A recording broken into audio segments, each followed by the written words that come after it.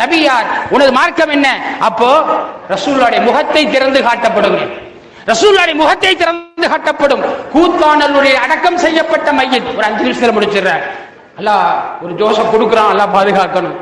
கூத்தானூரில் அடக்கம் செய்யப்பட்ட மையத், கூத்தானூரில் அடக்கம் செய்யப்பட்ட மையத் இதுவரைக்கும் பெருமானாரை பார்த்ததில்லை. ஆனால் கபூர்ல, பெரிய பள்ளியில, சின்ன பள்ளியில அடக்கம் செய்யப்பட்டது.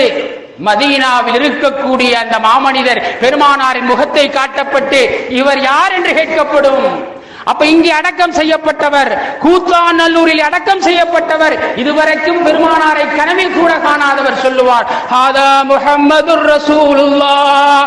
அல்லாஹ் அந்த பாக்கியத்தை நம் அனைவருக்கும் தந்தருவானாக. இந்த முகமா எனது நேசர் முஹம்மது ஸல்லல்லாஹு அலைஹி வஸல்லம் முகம். இதே நேரத்தில் மதீனாவில் வாழ்ந்தவன், பெருமானாரை பார்த்தவன், ஒரு முனாஃபிக், ஒரு முஷ்ரிக், பெருமானாரை பார்த்தவன் அடக்கம் செய்யப்பட்டான். மதீனாவில் வாழ்ந்தவன் அடக்கம் செய்யப்பட்டான். கபூர்ல முகத்தை திறந்து யார் என்று கேட்டால், ஹா ஹா லாதிரி லாதிரி, எனக்கு யார் என்றே தெரியவில்லை என்பானாம். பெருமானாரை பார்த்தவனுக்கு பதில் சொல்லக்கூடிய பாக்கியம் இல்லை.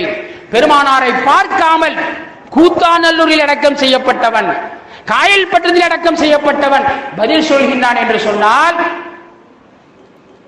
முஹப்பத்துர் ரசூல் ஸல்லல்லாஹு அலைஹி வஸல்லம் யாருடைய உள்ளத்திலே பெருமானாருடைய நேசம் இருக்குமோ அவர்களுக்கு அல்லாஹ் அந்த பாக்கியத்தை கொடுக்கிறான். பார்க்கவில்லை என்றாலும் அந்த முகத்தை பார்த்தவுடன் சொல்வார்கள், ஹாதா முஹம்மதுர் ரசூலுல்லாஹ்.